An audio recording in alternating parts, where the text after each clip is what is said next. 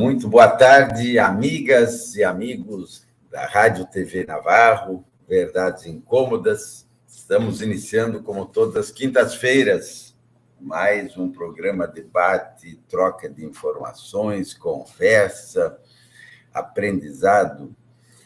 Estamos aguardando a nossa parceira Márcia Lucena, que voltou para Paraíba, chegando ontem lá. Deve aparecer a qualquer momento aí. Enquanto a gente aguarda um pouco a Márcia, vamos relembrar que hoje é dia 9 de março de 2023, já final de verão no hemisfério sul, com calor ainda em muitos locais, mas, pelo menos pelo calendário, o verão está terminando, o ano vai avançando, depois de alguns alívios e desafios aí com o novo governo. Agradecer a todos que nos acompanham, aos que nos apoiam, dando joinha, aos que compartilham essa live, agradecer aos nossos canais parceiros, a Telecotter, a quem nos transmite também pelo Facebook, nos compartilha lá. Quanto a Márcia não chega, eu já vou trazer o nosso convidado especial de hoje, o vereador Alcindo Sabino. Obrigado por aceitar o convite, é uma alegria muito grande estar aqui contigo no Verdades Incômodas. E eu começo... Quando a Márcia não está, a Márcia gosta de fazer a apresentação, mas eu, como franciscano, sempre prefiro que as pessoas se auto-apresentem. Então, diga para nós, agradecendo mais uma vez por ter aceitado o convite, quem é Alcindo Sabino na fila do pão, aí em Araraquara? Quase o último, Henrique. Boa tarde, prazer em estar aqui com vocês. Boa tarde para quem está nos assistindo. Eu sou um vereador de início de mandato, porque eu assumo esse mandato quando a gente consegue eleger aqui em Araraquara a Tainara Faria, e agora vai ser nossa deputada estadual, junto com uma outra deputada também, que é a Márcia Lia, mas a Tainara, que estava como vereadora, então ela assume uma cadeira na LESP na próxima quarta-feira, dia 15, e eu, então, assumo esse papel, esse compromisso, na verdade, de dar continuidade... Você era suplente. Suplente. Com a eleição... Era suplente, isso. Com a eleição dela, eu assumo a cadeira aqui. A minha segunda disputa, eu disputei 2 vezes as eleições aqui para vereador em Araraquara. Na outra também, em 2018, eu também fiquei como primeiro suplente, e que a minha sino, acho que se primeira suplente.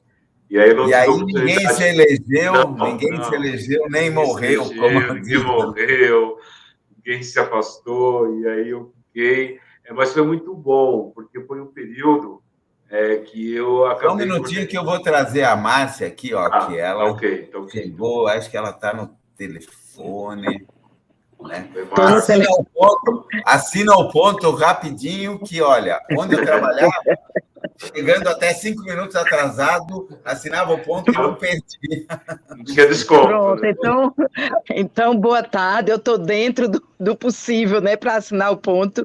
Desculpe o atraso, mas eu estou aqui na zona...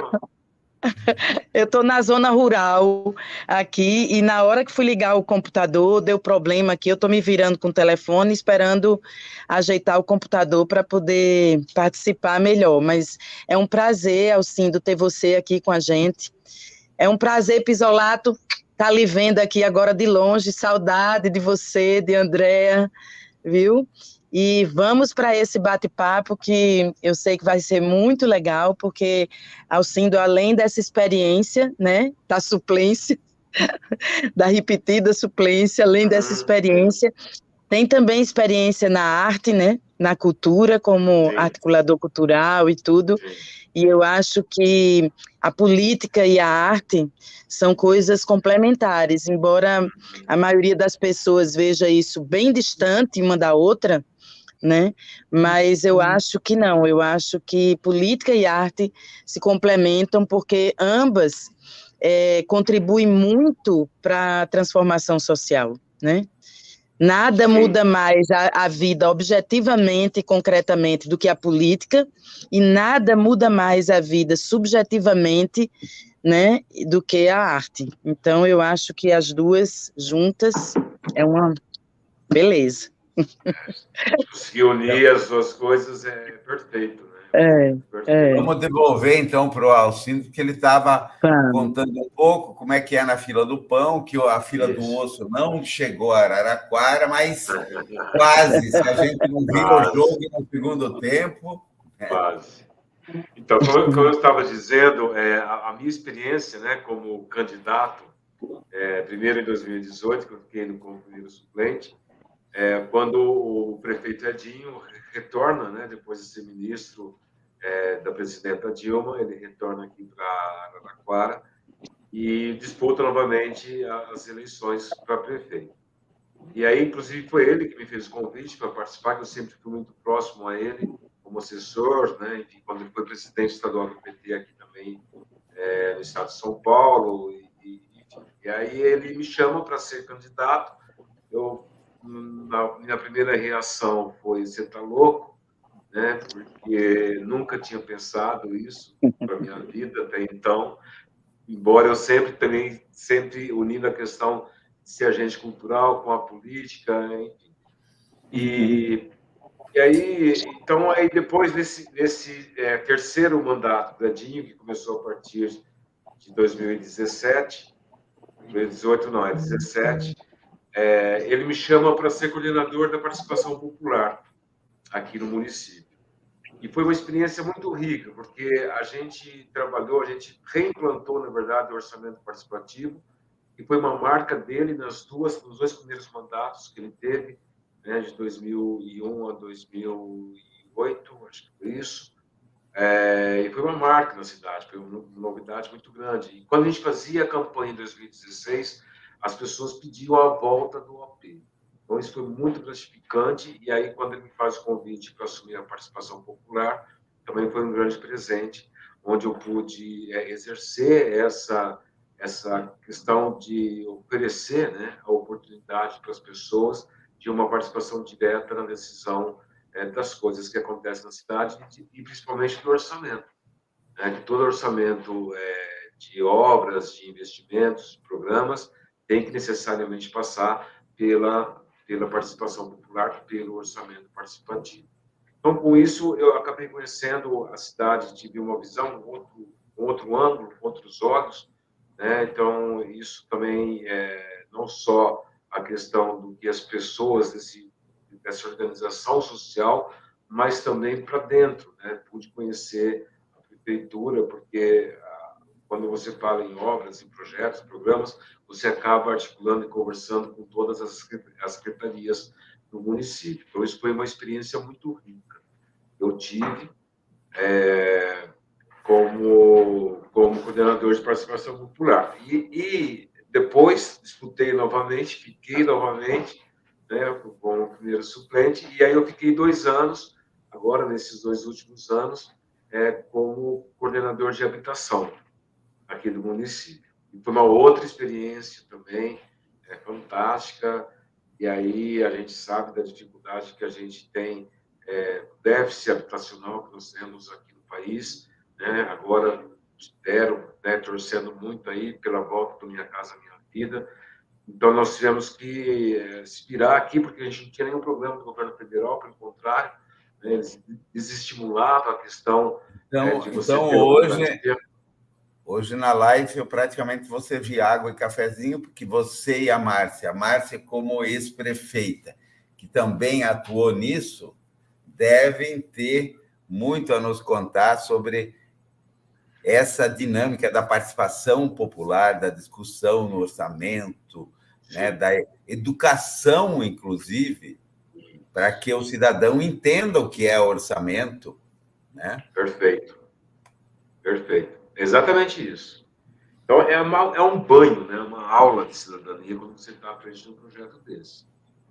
Fora essa questão que você acaba de colocar, Henrique, que às vezes as pessoas não têm noção de como funciona a máquina pública, o tempo da máquina pública, qual o porquê da licitação, por que o serviço às vezes é mais caro do que você ir lá e comprar, né, um prego ou um martelo, né? Por que a prefeitura paga mais, né?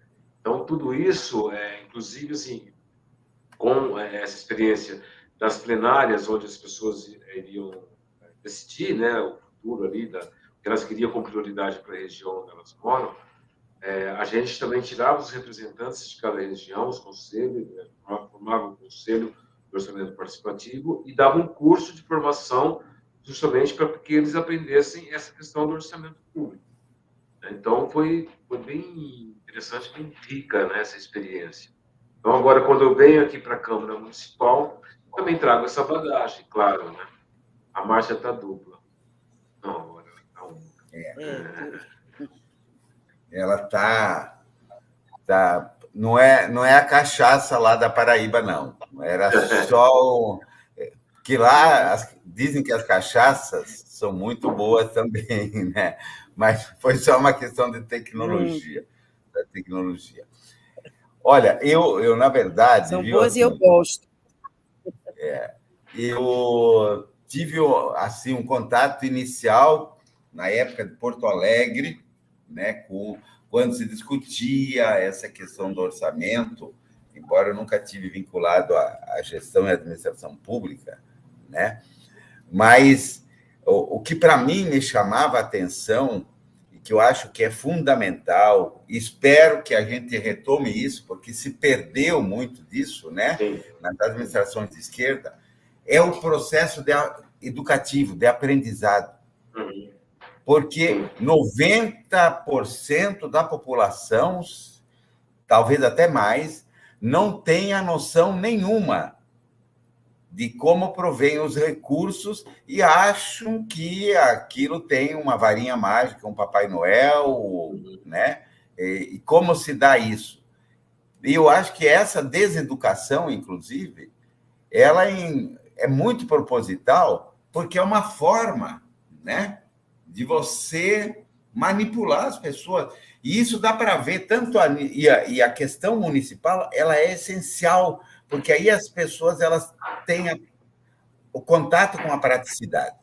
Agora, né, com essa emenda aí, ó, a história, né, que o pessoal falou em teto, isso, aquilo, a emenda da transição, era impressionante como as pessoas não tinham noção de como funciona essa questão das finanças públicas, né? E eu acho que iniciar pelo município é um gesto de cidadania e a gente eleva a qualidade do debate político, né? E, infelizmente, parecia que ia engatilhar isso no Brasil, num determinado momento o pessoal achou mais cômodo ir pelo caminho mais fácil, né? Que dá muito trabalho, né? Assim, extremamente trabalhoso. Inclusive, pasmem, eu lembro, assim, na época do banco, outras, né? Vereadores que não têm noção nenhuma, né, de como funciona um orçamento, nada. A Márcia deve ter tido essas experiências, né? E aí, imagina como é que você pode governar, né? Imagina numa casa onde não se tem noção do salário que entra, para onde que se gasta, que o pessoal acha que pode, né, tomar todas, que sempre tem um fornecedor. Sim. Na verdade, me permita, Alcindo e Pisolato, na verdade, antes disso, dos vereadores, alguns vereadores não saberem nada sobre orçamento, eles, na verdade, não sabem nada sobre o papel de vereador, né? É mais grave, o negócio é mais grave. Aqui no Conde, por exemplo, quando eu ganhei as eleições, em 2017, foi uma surpresa para mim, porque eu fui logo procurada por todos os vereadores, os que renovaram o mandato e os que estavam entrando, que eu dissesse quem seria o presidente da Câmara. E eu fiz, por que sou eu que vou dizer quem é o presidente da Câmara? 11 homens, né? Que eram 11 homens, foi. Tá picotando. Aí, agora voltou. Voltou? Esses homens, eles disse para eles que a Câmara de Vereadores representava o legislativo independente. Era o quintal do Poder Executivo. E que, portanto, eles deveriam ver quem era o presidente, né? E daí foi de louco, porque eles disseram, não, mas não funciona, a senhora tem que mostrar que manda. E eu disse, eu já mostrei quando eu ganhei as eleições, agora... Mas depois eu fui vendo que é um jogo que acontece, estamos falando de uma cidade de 25 mil habitantes, é uma cidade como 96% do tomado por cidades pequenas e médias, né? 96% do território. Então, essa realidade não deve ser uma realidade estranha dos municípios brasileiros, que não sabem o que estão fazendo ali e que querem, na verdade, exercer o seu poder vinculados ao poder do executivo para poder ter para poder, né, 4 o máximo possível, né? Tá picotando que eu tive como prefeita foi ver. Tá cortando, picotando a tua. Tá picotando. Eu vou trazer o Alcindo aqui, porque eu acho que, enquanto isso, a Márcia dá uma ajustada no equipamento dela lá. Eu acho interessante isso, porque a Márcia colocou um ponto que eu acho que você deve ter vivido. Há um certo conflito, uma ciumeira entre os vereadores, que eles acham que isso mina o poder deles, que era o que a Márcia estava dizendo. Sim. Então, muito. E você, hoje, a Araraquara, ela já tem essa cultura, né? Tanto é que mesmo quando o Edinho deixou de ser prefeito durante 8 anos, nesse intervalo, no 4º mandato que ele está aqui hoje, o prefeito que antecedeu ele, né? Ele começa também o orçamento participativo, porque as pessoas pedem. Só que ele mudou um pouco, né, a maneira, o jeito, aí tinha, lógico, uma visão dele, de como fazer esse programa, mas deu continuidade. Aí, nos últimos 2 anos de mandato dele, que ele deu uma parada, e aí foi quando o Edinho se candidata de novo e as pessoas pedem para que o AP volte. E essa relação com a Câmara, ela é muito delicada, né? Mas é um instrumento que, se eu, enquanto vereador, sabendo usar, nos favorece também. Porque, assim, nada melhor que a prefeitura, ela faz tudo, né? Ela arma a reunião, ela convida as pessoas, ela coloca a decisão na mão das pessoas. Eu, por exemplo... Ela cria um palco para o vereador. Exatamente. Eu acabei de vir de uma agenda, por exemplo, vou dar um exemplo que aconteceu hoje, acabou de acontecer. Eu fui numa plenária do orçamento participativo a semana passada, e aí lá tinha uma demanda de um posto de saúde que querem fazer a coleta de exames tal, no próprio posto, porque fica meio distante, as pessoas às vezes não têm dinheiro para pegar um ônibus para ir chama onde faz a coleta, esqueci o nome agora. Enfim, no lugar que faz nossa, vou lembrar daqui a pouco. Para fazer a coleta, porque aqui o transporte coletivo custa R$5. Então, 5 para ir, 5 para voltar, são R$10, que às vezes faz falta para uma família, né, que mora numa zona mais periférica, enfim. E aí eles querem, assim, os agentes do posto de saúde se reuniram, foram para o orçamento participativo para reivindicar isso. Mas porque depende de uma reforma, de apropriar o espaço, para que se faça também essa coleta de exames de uma forma adequada. É um ambulatório, você diz? Ambulatório, isso. Para a pessoa vir ao ambulatório para poder colher, porque é meio que centralizado. Isso alguns postos têm, outros não. E eles reivindicaram isso. E aí, dentro do nosso modelo aqui, porque aí entrou como tema saúde, e o tema deles não passou para regional, onde define a proposta final, né? Onde o pessoal vai votar na obra, e aí a prefeitura se compromete a colocar na LOA, no orçamento, para o ano seguinte executar. Pois bem, aí eu estando lá, eu acho que eu era o único vereador que estava nessa reunião, na plenária, participativo. Aí eles, né, fui conversar com eles, porque eu achei muito pertinente, né, o que eles estavam pedindo. E aí tinha também lá no orçamento participativo a médica que cuida de todos os postos de saúde, todas as unidades, né, de saúde básica do município.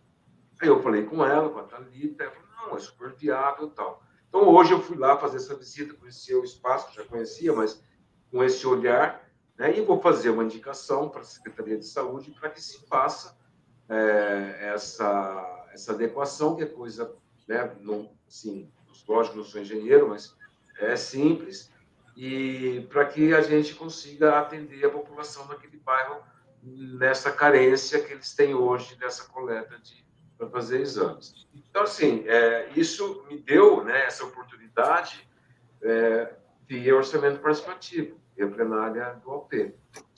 Então, assim, não que a gente... E quando é uma obra muito grande, a gente também pode falar para a população, né, usar o gabinete para ajudar na mobilização, para que eles vão até o ALP e façam a sua reivindicação. Então, a gente também faz o papel inverso. Às vezes, como essa demanda não tinha passado, e a gente conversando, não é uma demanda que envolve muitos recursos, né, um valor baixo, então a gente vai fazer essa indicação, mas a gente também respeita quando é um valor muito alto. Olha, chega aqui alguma demanda, preciso de uma reforma, construção de um posto, asfalto, alguma coisa nesse sentido, o ALP na sua região vai ser tal dia, tal horas, tal. Se você precisar que a gente auxilie na mobilização, a gente faz, e aí a gente indica para que vá, né, concorrer aí a demanda do orçamento participativo. E quando o orçamento chega aqui à Câmara Municipal também, ele sendo aprovado nas plenárias do orçamento participativo, fica muito mais fácil para a gente poder defender, porque aí é o povo que escolheu, né? E a gente, então, raramente o que vem do orçamento participativo a gente coloca emenda, ou a gente pontua, né? Faz algumas adaptações, claro, técnicas, né? Porque às vezes também é necessário. Ou também uma outra possibilidade que o orçamento participativo nos dá. Aqui em Araraquara, né, a gente não tem a emenda impositiva. Os vereadores não têm, como em algumas cidades têm. Mas a gente tem os nossos deputados, que a gente apoia, que a gente conversa, que a gente dialoga, que a gente faz parte do mesmo político.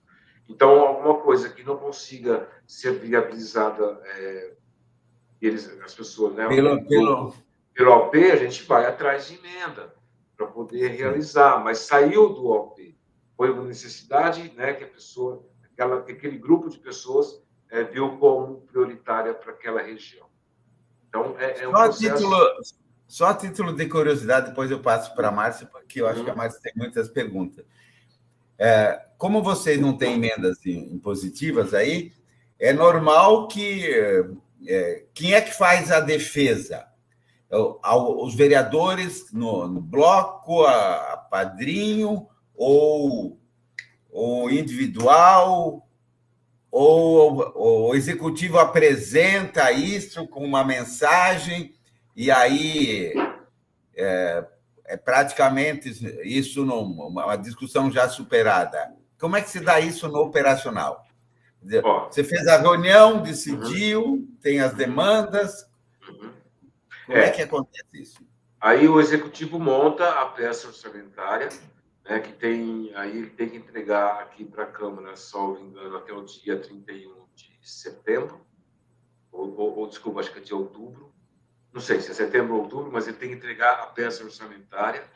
Aí, quando vem, quando é OP, quando é orçamento participativo, ele faz a indicação né, que aquela obra, que aquele gasto que vai ter naquele investimento, né, ou um programa, enfim, ele vem oriundo da participação popular do orçamento participativo. Aí é claro que a gente faz o debate aqui na Câmara, né, entre todos os vereadores, e aí você pode fazer algum apontamento, né, tirar de um lugar, colocar em outro, que é quando o vereador, a Câmara, o Legislativo, é o momento dele, né, falar também para onde vai os gastos públicos. Mas quando vem do Executivo e vem, né, colocar como carimbo orçamento participativo, qual vereador vai ter coragem de mexer? Porque Sim. popular, Já vem com o respaldo. Já vem com o respaldo da população, quem elegeu ele. Já também. tem paternidade. Então, e assim, se tiver se isso acontecer, normalmente a gente leva isso até o conhecimento da população que escolheu aquilo como prioridade. Né? Ótimo. Vamos ver e assim, com a marca. Vem com a marca da participação popular. E nós temos, além das regionais, né, que aí as pessoas elas decidem por região da cidade, né, esse investimento, nós temos também as temáticas. Então, a gente tem os grupos temáticos, que são as minorias políticas. Não sei se vou lembrar tudo de cabeça, mas nós temos mulheres, pessoas com deficiência,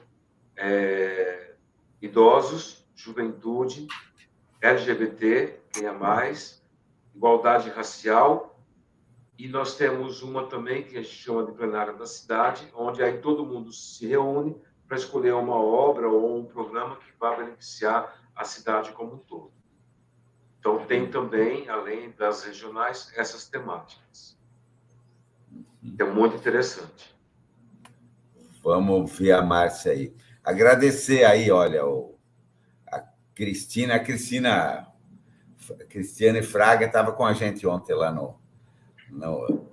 na manifestação na Cinelândia. O Marcelo Navarros chegou aqui também para nos brindar com a presença. Márcia.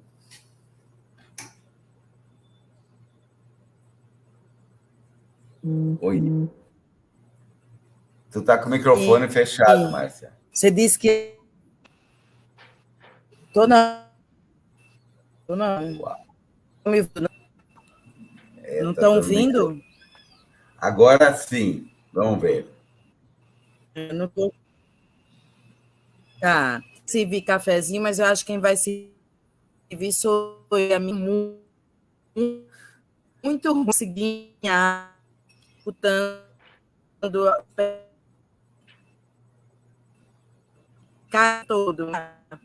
Uma pergunta que agora... Oi, tá ouvindo? Sim. É uma pena. Está picotando, né? Está picotando. Eu queria explorar ao máximo a experiência da Márcia, até porque no livro dela, ela fala muito disso. Né? E aonde a iniciativa, o contraste, Sabino, com o caso de vocês, é que a iniciativa partia dela, né? Ela tinha que fazer um esforço, inclusive, para os vereadores que estavam acostumados àquele rito, né, de beijar a mão do prefeito. No caso de vocês é um pouco diferente. Quer dizer, tem outra matriz, né? E aí, para a gente continuar nesse assunto, qual é o percentual que vai para o orçamento participativo ou não tem um percentual? Tem um percentual que depois os vereadores, já que não tem emendas impositivas, né, o próprio executivo destina dos recursos, ou isso depende do ano, não tem uma regra definida?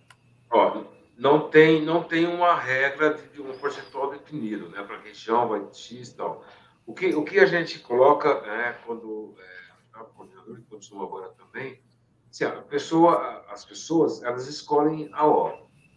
Aí depois, porque assim, o que tem um delay aí, né, entre você fazer a peça orçamentária e aí depois você fazer o projeto o projeto arquitetônico, depois o projeto orçamentário, a licitação e iniciar a obra. Porque quando você escolhe a obra, você tem uma ideia, mais ou menos, os técnicos da prefeitura, eles têm uma ideia mais ou menos de quanto que vai ficar essa obra, e aí isso é colocado na LOA. Mas depois que a gente vai ter a realidade disso, né? Saber de fato é quando se faz o projeto e o orçamento, tanto arquitetônico quanto financeiro. Então, o que o prefeito nos coloca é o seguinte... Não, muito ruim ali, vou ver se... Márcia... Não. Eu posso continuar falando? Acho que a Márcia está com... Sim, eu acho que ela está com o microfone aberto lá, mas não tem... Mas aí, Henrique, então, aí é o seguinte, então, o que eles nos colocam? Olha, a gente não limita, né, a população ao número orçamentário. Fala, não, tem até 1 milhão nessa região, 1 milhão por região. Não tem isso. Aí vai do orçamento. Então, se for uma coisa muito absurda, a gente faz, como teve aqui um caso, tem uma região toda, que antigamente era uma região de áreas de lazer, de chácaras e tal, e hoje ela está se tornando um bairro comum, né? Um bairro com pessoas morando e tal. E não é asfaltada essa região. É uma área de lazer. Então, eles querem muito o asfalto lá, só que para você asfaltar o bairro inteiro, né, isso fica mais de 25 milhões de reais, né, que às vezes é quase isso que sobra de investimento para investir na cidade toda. Então, o que a gente combina com a população? Olha, vai fazendo aos poucos. Esse ano vocês vão pedir, a gente faz um trecho, uma rua, 2 ruas, 3 ruas. Aí, no ano seguinte, vai de novo. E assim, eles conseguiram ganhar 3 anos seguidos. Aí, no 4º ano, eles acabaram não ganhando. Aí também veio a pandemia, a gente parou com as reuniões. Então, assim, não tem um limite. E aí, dependendo da obra, se é uma obra que não dá para ter continuidade, ela tem que ser feita para começar e acabar, aí que o Edinho fala, olha, a gente vai atrás de emenda, a gente vai atrás de a fundo perdido, né, de algum recurso do governo federal, do governo estadual, e vamos dar conta de executar. Então, ele tem uma disposição política, né, e também tem aí, está sendo prefeito pela 4ª vez, não é à toa, e, assim, um respeito muito grande, né, mesmo quando a gente tinha governos que não eram do mesmo partido que o nosso, ele conseguiu muitas coisas e conseguiu dar conta das obras do OP. Quando lá em 2001, 2002, 2008, a gente colocava como prioridade 2 por região. Agora não, é uma só. Porque também a gente vivia um outro momento econômico no país. Mas essa consciência do pertencimento, ela já praticamente está consolidada, né? Porque são 4 mandatos, praticamente. Sim. Né? Sim. Então, isso já se consolidou. Sim. E é claro que o contraste deve ser muito grande com outros municípios, onde aquela política do clientelismo funciona.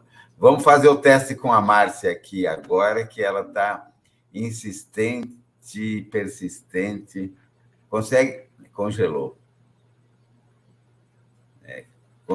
Congelou. Ela escreveu alguma coisa aqui.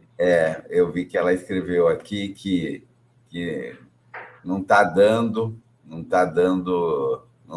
liga, né? Os problemas aí das telecomunicações. Sabe que isso é uma coisa que quem vive em centros urbanos maior praticamente se isola disso e não percebe. Em seguida, eu faço principalmente space com o Twitter, com comunidades indígenas, e aí a gente tem ainda uma dimensão do que é esse interior do Brasil, né? Porque eles têm que marcar um horário, eles vão num ponto tal para ter o sinal e tá. E isso me lembra, assim, no primeiro governo Lula, o que eram, e antes até na campanha contra a fome e a miséria, né? Com o Betinho, Dom Mauro, que a gente rodava esse Brasil e via as comunidades que não tinham luz. Sim. Né? Sim. Só quem né, viveu na escuridão tem uma noção do que é o conforto, a mudança de qualidade de vida com luz, água encanada, né? Que eu acredito que vocês ali em Araraquara, esses problemas hoje já, né? Os problemas são alguns percentuais de saneamento básico, né? E poucos também. A gente tem, eu não sei os números de cabeça, mas eu acho que nós temos aqui em torno de 98% de saneamento básico na cidade. Sim. É uma coisa assim, só não tem, né, nessas áreas que eu te disse, inclusive, né, que eram chacras e tal, então ali tem, mas é pouquíssimo. A gente... São A água, por dimensões. exemplo, chega... Sim, a água chega encanada, chega a 100%. Né? Isso é primeiro mundo, né? Você tem aqui uma qualidade de vida que realmente ela não dá para se comparar, por exemplo, às vezes em cidades aqui mesmo no nosso entorno, né? E também, e é uma coisa que vem de outras gestões também. A gente tem aqui em Araraquara está chegando mais ou menos aos 250 mil habitantes. Em torno disso, acho que vai chegar isso nesse próximo censo. Para você ter uma ideia, nós temos aqui 32 unidades de saúde espalhadas, né? Fora as 3 UPAs que nós temos, fora o centro municipal também de saúde, que a gente criou de estabilização, porque às vezes não tem vaga no Hospital de Santa Casa, então ele vai para esse centro, né? Quando a coisa, lógico, quando é coisa mais simples, né? Mas que não pode também voltar para casa até ele conseguir a vaga, né? Vai ou para Santa Casa ou para um hospital também que a gente tem numa cidade vizinha, que é estadual. Enfim, então tem uma qualidade de vida que realmente é diferenciada. E isso tudo também se deve a outras gestões, como eu disse, né? Então, a exigência também da população é muito grande.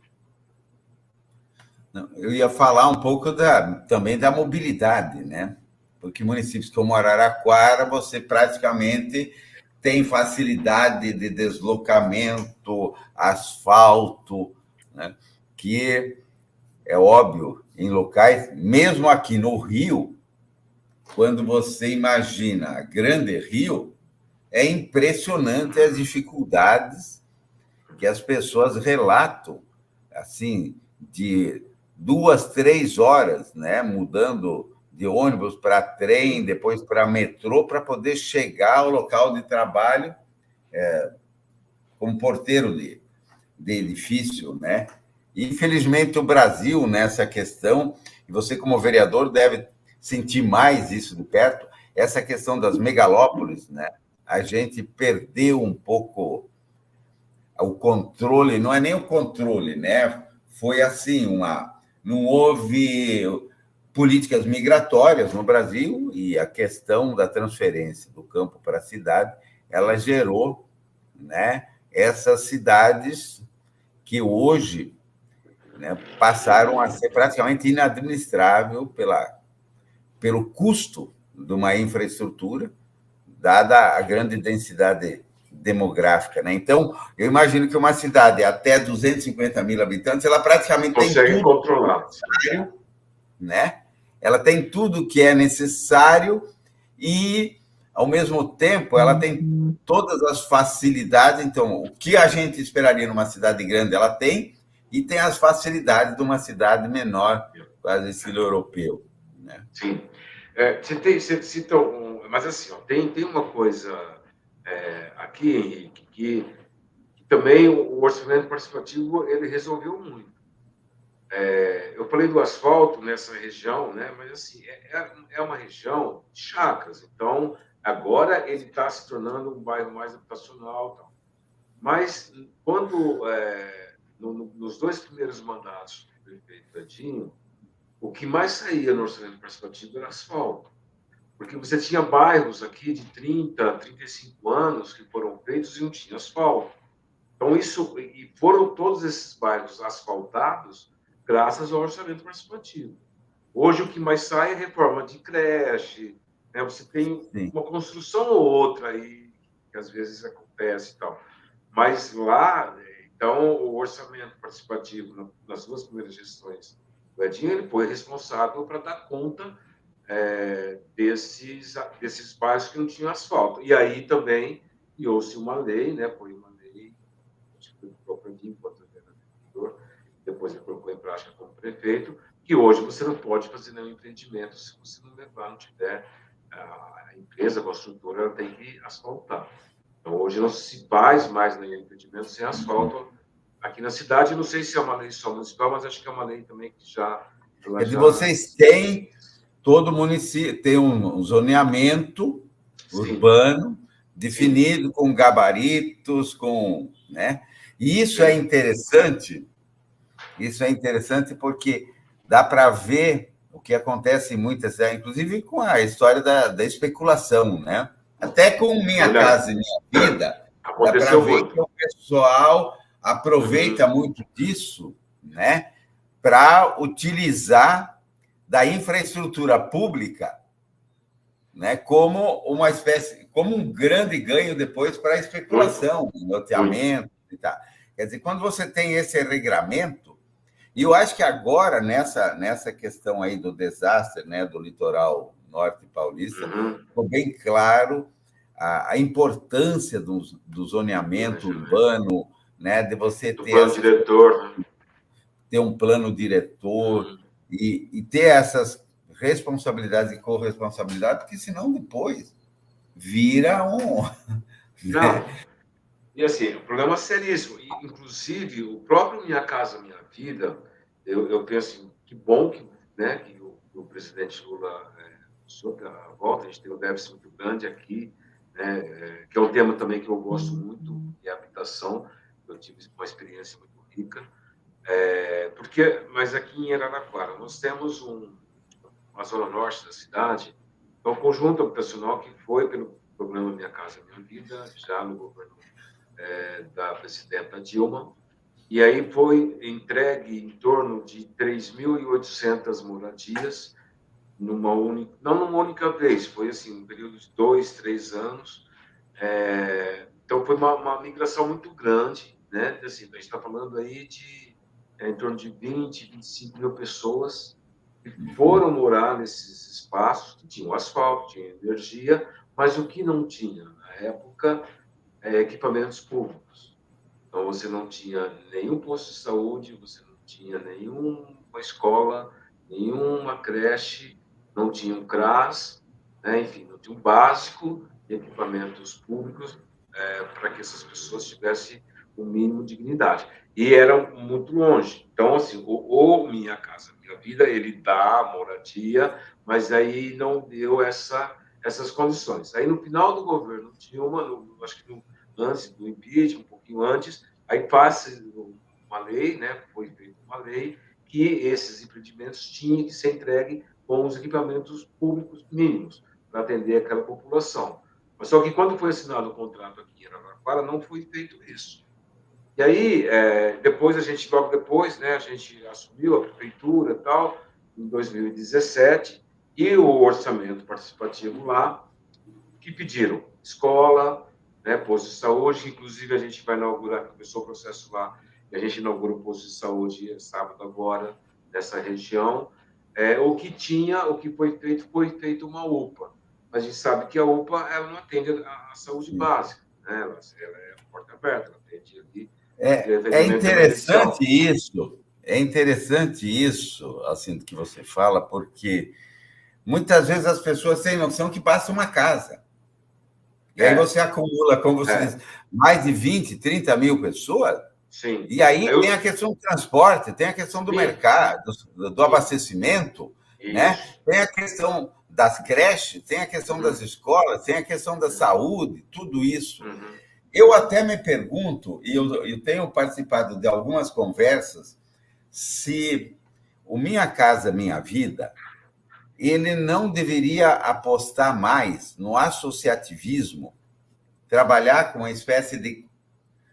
privilegiar mais as construções de forma cooperativa, né? Criar cooperativas habitacionais, e depois que você tem a cooperativa habitacional, na sequência, criar uma espécie de cooperativa de prestação de serviços urbanos. aproveitando, é o ATIS, né?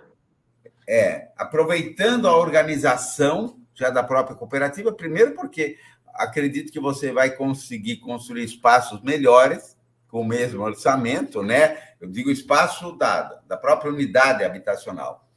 E depois, essa coisa que eu acho que está faltando um pouco no Brasil, esse tema, eu estava de manhã, início da tarde, participando de um evento aí com diversos países da América Latina, diálogos latino-americanos, que a gente está fazendo, hoje capitaneado pelo pessoal do Peru, e uma das questões que se levantou foi de que os governos progressistas e de esquerda na América Latina apostaram um pouco no cooperativismo, no associativismo e na solidariedade, que é, inclusive, o grande tema hoje do Papa Francisco, né? Economia solidária.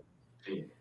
E aí a gente eu vi experiências aqui no Rio muito tristes, né? Aqui na região da Leopoldina, que as unidades foram entregues da Minha Casa Minha Vida, e quem organizou o condomínio foi a milícia. Sim. Então, é um risco, quando, na realidade, a gente deveria ter uma associação de moradores, uma célula associativa, que a milícia vai lá para fazer controle, para cobrar, para impor coisas, né? Faz algumas melhorias. E acredito que em cidades como Araraquara, até pela cultura que já tem, por todo esse aprendizado, poderiam impulsionar. Que vocês têm, inclusive, a experiência, que eu acho uma coisa fabulosa e que é pouco explorada, que é o Uber, né? A espécie de Uber, o aplicativo. É o aplicativo de moto e também de carro. Então, a gente tem aqui essa experiência não só, né, da questão das cooperativas, que nós temos uma que também está agora, que é muito interessante, que também foi através da Economia Criativa e Solidária. Você está me ouvindo, Henrique? Estou te ouvindo. Tem uma travada, tá. Que eu acho que é bem interessante, que aí também falando, já juntando os dois temas, que é habitação, né, de interesse social, e com a questão das cooperativas. Tem uma cooperativa chamada Sol Nascente. O que é essa cooperativa? Ela é uma cooperativa que ela recolhe os restos de entulho da construção civil, que às vezes as pessoas jogam em terrenos baldios, terrenos da prefeitura. Entulho. Entulho, né? É o entulho, e essas cooperativas é formada por egressos, né? Aquelas pessoas que vêm e saem do sistema prisional, que não têm condições de ter um emprego, têm um preconceito. E hoje acho que são quase em torno de 50 cooperados. Então eles pegam, aí tem um contrato com a prefeitura, porque eles estão prestando serviço à prefeitura, quando eles fazem a coleta, né, desse material da construção civil, eles estão prestando serviço para o meio ambiente, porque é um tipo de material que contamina muito o meio ambiente. E aí a gente tem uma outra parceria, que, assim, aí a coordenadoria de habitação, quando eu estava à frente da coordenadoria, né, até há pouco tempo, a gente tem um programa aqui chamado Minha Morada, e também é muito interessante, que a gente comprou algumas máquinas de fazer blocos. Então, essas máquinas, esse material, eles vão para um depósito, aí depois ele é triturado, ele é preparado, ele volta, né, para que eles possam fazer esses blocos. Sim. E aí esses blocos vai para eles, né, pelo serviço que eles estão prestando, e parte vai para uma associação de moradores, de moradores, na verdade, para esse programa que se chama Minha Morada, para que é um programa de autoconstrução. Sim. E aí você trabalha, então, parte desse material vai para esse programa, que é municipal. Porque aí você trabalha a questão que você acabou de colocar, da pré-ocupação. Então, você começa a reunir essas famílias, saber quem são, de onde veio, né, para onde elas vão, nesse lugar onde elas vão construir, já tem creche, já tem posto de saúde, o que tem, qual as condições de cada uma delas. Então, você tem uma equipe técnica social da habitação que faz esse trabalho de acolhimento. E uma outra coisa, a gente está ocupando espaços vazios. Então, assim, não é levar 300, 400 famílias, não. Então, são loteamentos de 40 unidades, 50, preservando também uma área, que eles vão ter uma área em comum ali, porque eles vão chegar num bairro já formado, e as pessoas já convivem ali naquele bairro, para não gerar também o preconceito para quem está chegando. Sim. Então, você faz uma área de lazer, uma praça, para que tenha esse convívio. Então, você trabalha, inclusive, você está envolvido nessa questão da cultura, né? Como é que vocês gerenciam, articulam e combinam esses espaços? Porque muitas vezes as pessoas, no primeira reivindicação, eles querem quadra de esporte, alguma coisa assim. Aí vem a participação popular de novo. A demanda é bem maior, né? O que você tem aqui? Por exemplo, você tem, então, espaço para você levar atividades culturais, um espaço para ter feiras, porque você tem também uma preocupação bem pensada nesse programa, é a questão do trabalho e renda, geração de trabalho e renda. Então, esses espaços abertos, né, que vão ser de convívio, então, a pessoa, ela vai ter a entrada da casa dela, vai ser onde já tem um asfalto, certo? Mas ela pode fazer a entrada pelo fundo, como se o quintal dela fosse essa praça, né? A saída para o quintal, a saída dela, né? E a parte da frente, ela pode fazer um pequeno comércio. Então, a mulher que faz a manicure, por exemplo, ela pode fazer um pedacinho da garagem dela ali e fazer a manicure, né? Ou colocar um carrinho de lanche, enfim. E aí, cada um dentro, né, da sua capacidade de trabalho, de empreendedorismo, e a gente dando apoio também por meio da economia criativa e solidária. Você cria uma microeconomia familiar num próprio espaço. Né? Você oferta para que, se ela quiser, ela tenha condições de criar. E aí, com o apoio da própria prefeitura. A gente apresentou isso. Desculpe eu te cortar, porque sistemas me entusiasmam. Faltaria só uma espécie de banco popular que, infelizmente, para poder, né, financiar essas pequenas coisas que, infelizmente, não funcionou no Brasil. Né? Mas aqui a gente tem o Banco do Povo que funciona. Sim, mas aí é municipal, né? Não, ele é estadual. Ah, tá. Ele é estadual, eu não sei qual Secretaria do Estado, mas ele é estadual. Que aí até R$10.000, assim, tem uma parceria que a gente tem aqui. Inclusive, esse projeto que nós temos aqui agora, nós apresentamos para o Boulos, né? Que a gente sabe que o Boulos tem uma luta muito grande na questão da moradia e tal. Então, quando ele veio para cá, antes até dele ser candidato, a deputado, depois ele voltou, que a gente, né, estreitou uma relação muito interessante, muito boa, inclusive, e a gente apresentou esse projeto para ele, né? E ele ficou encantado, porque Araraquara ainda, aqui, essa cidade, né, do interior do estado de São Paulo, de 250 mil habitantes, ela tem esses espaços vazios, inclusive são municipais, né? Que aí você consegue fazer.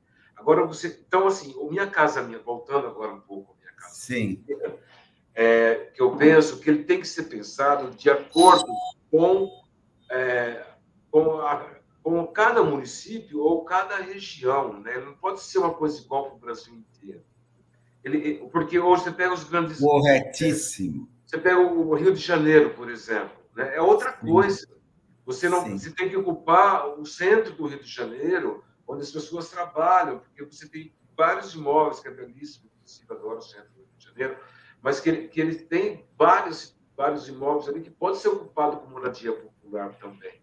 Então, você trazer de volta aquela periferia que saiu, ou os próprios morros ali do Rio, né, que é muito complicado, e tem a milícia e tal, que é diferente, mas você tem que cuidar disso, não jogando a população mais pobre, né? Cada vez mais longe de onde ela trabalha, ou de onde ela possa ter um convívio social, com cultura, com lazer, né? Com as belas praias que tem o Rio de Janeiro, mas ela não tem acesso.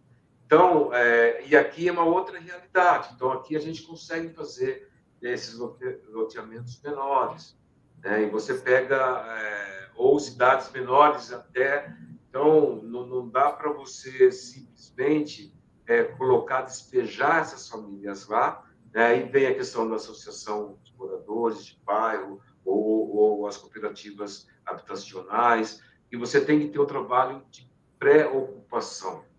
Quem são essas pessoas? De onde elas vêm? Né? Tratar a dignidade humana. Né? Eu acho que ela vem... Porque senão o sonho da casa própria se torna um pesadelo.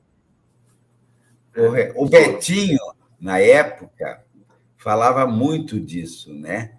Porque não adianta também você dar uma casa se a pessoa depois tem que abandonar a casa em busca de trabalho. É isso. Ou pela violência. É. Ou a pessoa não consegue descer, né? Não deixar a criança brincar porque tem violência. Correto, correto. Quer dizer, os processos eles são muito mais complexos, né? Do que simplesmente você fatiar e entregar isso ou aquilo, né? Porque a necessidade da sobrevivência do trabalho, ela faz com que, por exemplo, eu vejo muito aqui no Rio, uma quantidade de pessoas que dormem aqui nas marquises, principalmente guardadores de carro, porque o custo de transporte, né? E aí a mesma coisa, os morros, né? Os morros. A pessoa trabalha no hotel, trabalha numa casa na beira da praia. Se ela for se deslocar, além da perda de tempo, né, ela tem um custo que metade do ganho dela, ou mais, custa isso. Então, ela arruma qualquer coisa, qualquer barraco para ficar próximo. E isso, a nível das nossas propostas urbanísticas, tem sido muito deficitário, principalmente nos grandes centros. Acredito que, no caso de vocês, é uma equação bem mais fácil já de ser resolvida. Ainda, né? Porque você, assim, a cidade, nem aqui, nós não temos favelas, por exemplo.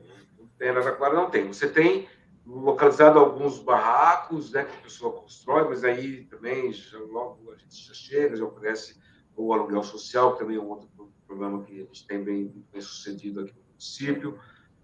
Enfim, mas ainda tem. Você tem pontualmente alguns barracos ou uma moradia, vamos colocar, de péssima qualidade. Tá? Mas você não tem um bairro inteiro, né, irregular, né, favela e tal. Mas, se você não ficar atento, porque isso é um processo muito rápido, e a gente teve que aumentar muito pós-pandemia a questão da locação social, porque senão ia acontecer. Já estava acontecendo. Então, acontecia algum movimento, uma coisa, a gente chegava, né, antes, o poder público, né, por meio da prefeitura, e já oferecia locação social. Porque do dia para a noite... Aí você tenha um. Sim. É porque assim, aí você não tem mais controle, aí já era. Se você coloca 100 famílias num lugar assim, que vai rapidamente, né, assim, porque é uma coisa que acontece do dia para a noite, literalmente. Eu vi aqui em 2021, perto de Itaguaí, em 4 dias, né, 1º de maio, foram 2.000 famílias. Aí não tem mais como. Aí já era. Olha, eu quase que eu me distraio aqui e não obedeço ao patrão mora aqui, que é o relógio. Né? Eu costumo dizer sempre que o cara que inventou... Meu avô dizia que o cara que inventou o trabalho tinha um mau gosto. Eu digo, o cara que inventou o relógio também, sempre quando a conversa está boa, né? Ele fica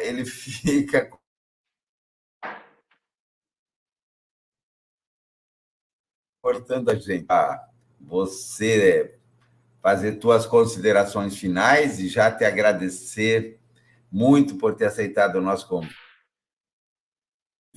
pela equipe, de desculpa pelo problema técnico, operacional, tecnológico aí da rede da Márcia, mas a gente vai poder voltar a conversar com a Márcia, porque ela tem uma experiência muito rica, muito bonita como administradora lá no Conde, que era um município nem se compara com Araraquara, né? Onde eles tinham praticamente 30% das pessoas que não tinham a propriedade da terra.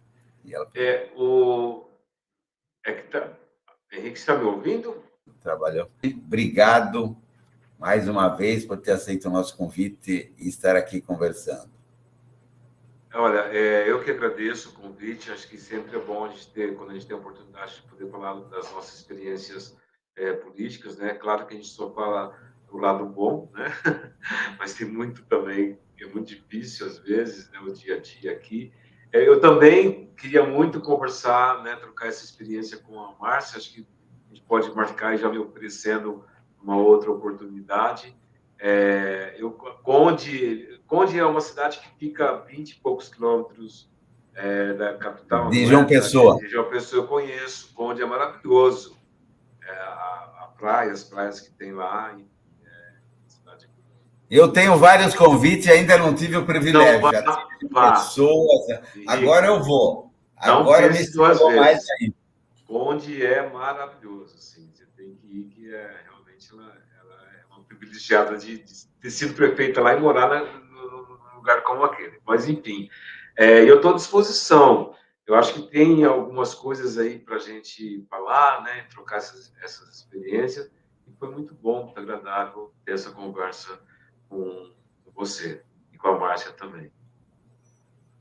Muito obrigado, então. Olha, eu gosto muito do Rio também. Muito. O Rio tem... O Niemeyer se atribui a ele, que diz que o Rio era a cidade mais linda do mundo, né? E a melhor cidade do mundo. Eu concordo com ele. E a segunda era Niterói, porque de Niterói a gente podia ver o Rio de Janeiro. Eu já morei em muitas cidades no Brasil e no exterior e confesso que com todos os senões que possa ter, o Rio é um privilégio, uma obra-prima da natureza e do Criador, né? Sem dúvida. E a gente vai ter que cuidar muito disso para melhorar, porque tem coisas aqui no Rio que não merecem, né? Não merecem estar acontecendo. Não, é isso. Um abração a toda a companheirada. Obrigado. E, né, sorte, sucesso, felicidade, firme na luta. Vai ser difícil reconstruir esse país, mas já foi bem pior. Sim, né? A gente tem força e vontade para isso. Obrigado pelo convite, estou à disposição. Parabéns pelo programa. Obrigado a todos que nos acompanharam. Quinta-feira, a gente está de volta aqui com a cortesia dos irmãos Navarro, Rádio Navarro, em mais um Verdades e Encontros. Muito obrigado a todos. Boa sexta-feira, Dia Internacional da Cerveja, e bom fim de semana.